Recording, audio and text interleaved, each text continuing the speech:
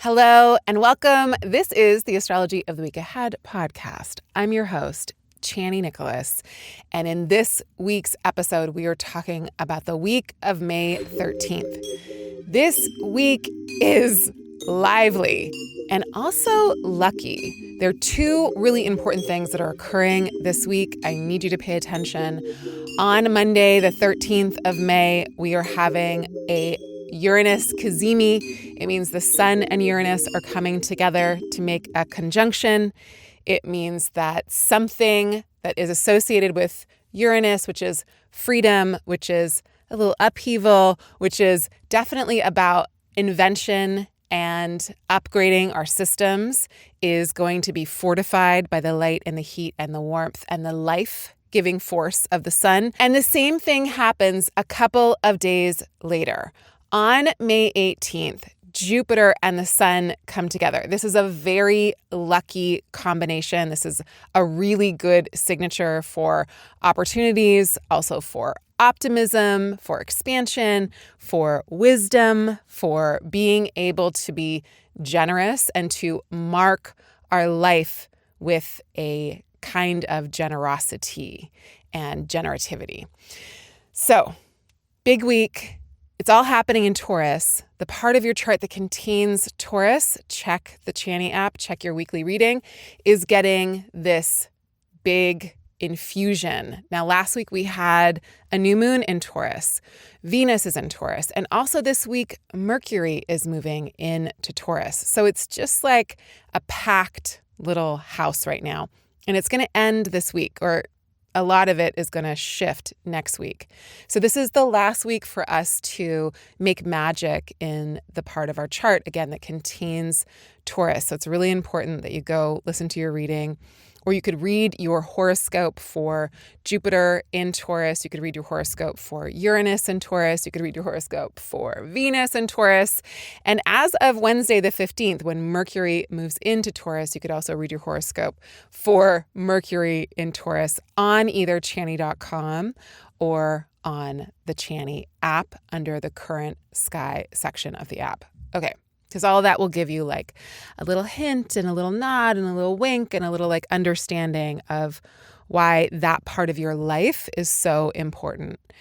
Now, one of the things to say is that Jupiter's leaving Taurus next week. It's bye-bye, gone, not to come back here for another 12-ish years.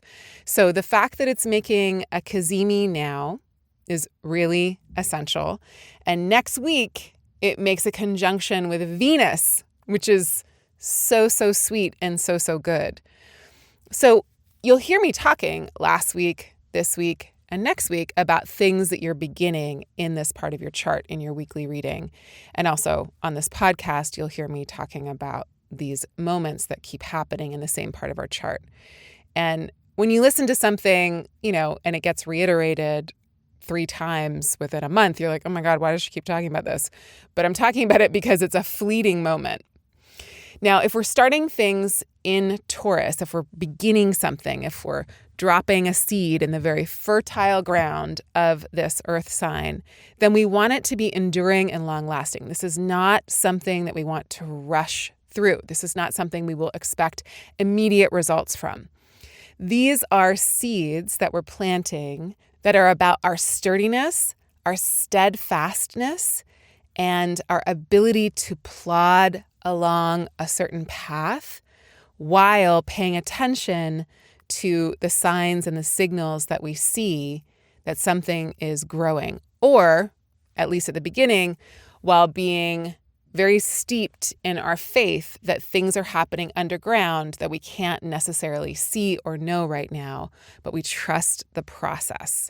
If Taurus can teach us anything besides enjoying really great naps and snacks, it's that we want to trust the process and we want to move at the pace of the natural world, whatever that is. Sometimes it's fast, sometimes it's slow, but it is about trusting the pace of what is naturally occurring.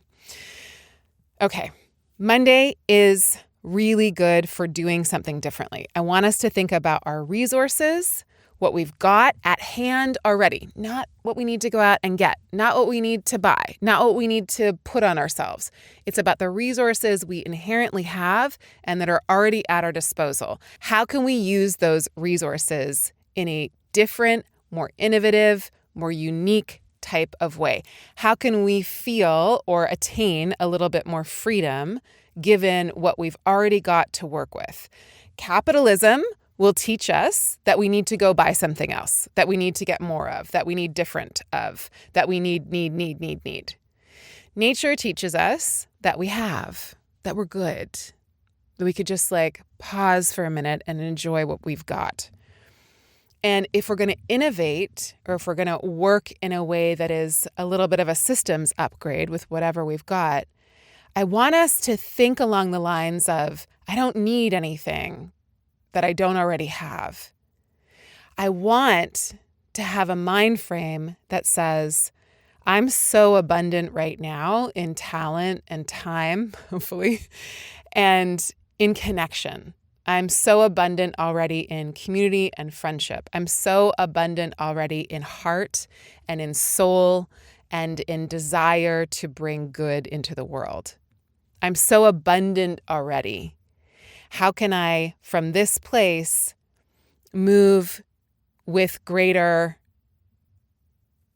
elegance or eloquence?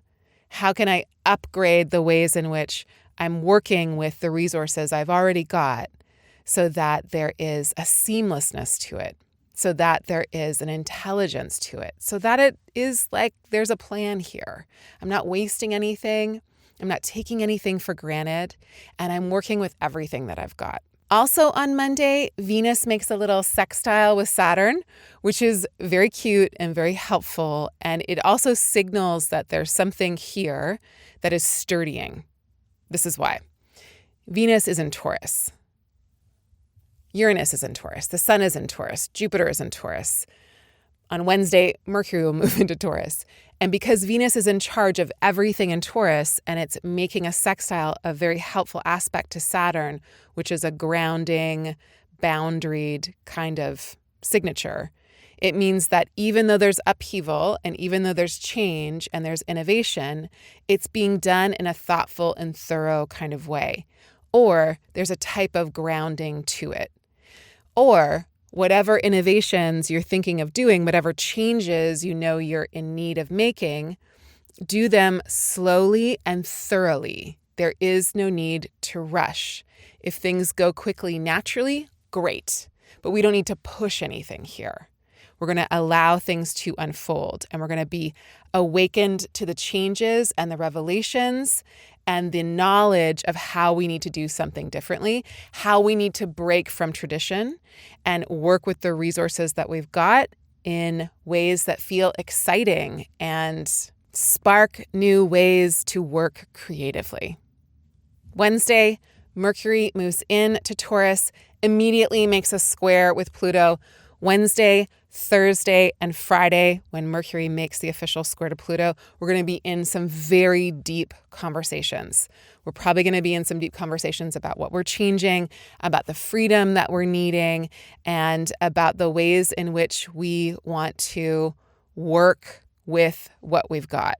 It's just going to be another week where the midsection of the week is going to bring us into conversations that are unearthing truths that we didn't know we needed to hear, but here we are. So very therapeutic in terms of what it is we're talking about, who it is we're talking to, or maybe who we need to go process what we've just learned with. On the 18th, this is the big day, one of the big days of 2024, I think, we've got Venus making a conjunction to Uranus. So in one way, this is about seeking pleasure in a different way. It's about being freer with the ways in which we want to connect with others. It's about being freer within the ways we seek things that are beautiful and pleasureful. And it's about experimenting with the style of something or experimenting with the ways we engage. It's also a day that could bring up, on a global kind of scale, issues that impact women, especially LGBTQIA, queer community especially. and anything to do with the arts and artists. Because this is loud astrology in a lot of ways, because it's Venus conjunct Uranus, this is something that might be breaking through onto the scene or into the headlines. And crossing my fingers that it's something that is prosperous and helpful and good, because at the same time, Jupiter is making its conjunction with the sun. We call it a cazimi, and it is a mark of something auspicious. It is a mark of optimism, abundance, wisdom, and expansion being fortified. So the 18th is a breakthrough day. It's a little unstable because of that Venus-Uranus conjunction. But the breakthrough, again, Venus is ruling everything that's happening in Taurus. The breakthrough seems to be leading to something good, or the thing that we're planting, the seed that we're planting for greater abundance, is also connected to some kind of awakening or breakthrough or truth-telling, or the change that is necessary now. This week talks a lot about change and opportunity, and we're not going to get to the growth that we need to get to unless we're willing to change, unless we're willing to be broken open, unless we're willing to free ourselves from the tyranny of comfort and likability. And we need to be radically honest with who we are and what we want and what we value. If the 18th is about anything, it's about being radically honest about what we value, how to center it in all of our relationships, and then the prosperity and the abundance and the generosity that comes from doing so. We don't want to be in fake relationships. At least I don't want to be in fake relationships. I want to be in relationships that center what I value so that I attract the people that value the same things, and we can move with greater efficiency and a greater sense of abundance towards creating a more fair and just and far less harmful world. Ultimately, that is what I'm always talking about here and everywhere else. But I do think that this week's astrology is resonating with that. What do we need to do differently? What do we need to break from in terms of tradition? And how does doing so lead us into a greater sense of what is possible for not only us, but our entire world? And then on Sunday, this will happen as the next edition of this podcast comes out. But on Sunday, I just want to mention Mars and the North Node are coming together in Aries, and it is pretty high octane astrology. It does send out a red flag for me because Mars is so hype in Aries, it's in its own sign, and because the North Node amplifies whatever touches it. It's an amplification of courage, energy, but maybe also an aggressive type of quality in something. So I just want us to couch whatever happens this weekend with some of this patience and slow growth that I'm talking about. And for a lot of you, you're probably going to find that Sunday, for some reason, you've got extra energy to burn. So channel it in a way that feels productive and feels like it's getting your endorphins going, and that it feels like you're engaged with activity that is really helpful to your entire system. Thank y'all so much for leaving us reviews in the App Store. I wanted to leave you with this one by Sophie Butler. Chani app is bar none the most accurate astrology app out there. Based on your chart, you get daily, weekly, and year-ahead forecasts. It doesn't even end there. You have access to your natal chart in full detail and the transits affecting your chart. I honestly couldn't ask for better. I'm so happy to be able to support Chani and her vision with this app. As a fellow astrologer, it's truly the perfect tool. Oh my God, thank you. Thank you, Chani and team. All right, y'all. Next week, we have the Venus-Jupiter conjunction in Taurus. Right before Venus and Jupiter move into Gemini, we also have Gemini season. The sun is moving into Gemini on Monday the 20th. So huge shift. This is the last moment of such a concentration in Taurus. As of next week, There's going to be a lot of commotion. There's going to be a lot of information. There's going to be a lot of lively conversations. So work with this slow, steady energy this week, or work in a slow, steady way this week. And next week, we have that really special, rare Venus-Jupiter conjunction in Taurus right before everything shifts. And we also have a full moon in Sagittarius. So it's a wild week next week. A lot is going on. Come back. We'll talk all about it. We'll talk about how we can work with that Venus-Jupiter gorgeous signature, the full moon, all the chaos of Gemini season, Jupiter moving into Gemini and Venus. It's a lot. There's going to be distractions, to say the least. I'm sending you lots of love, many, many, many blessings. I hope you make the most of these kazimis and then some. Bye for now.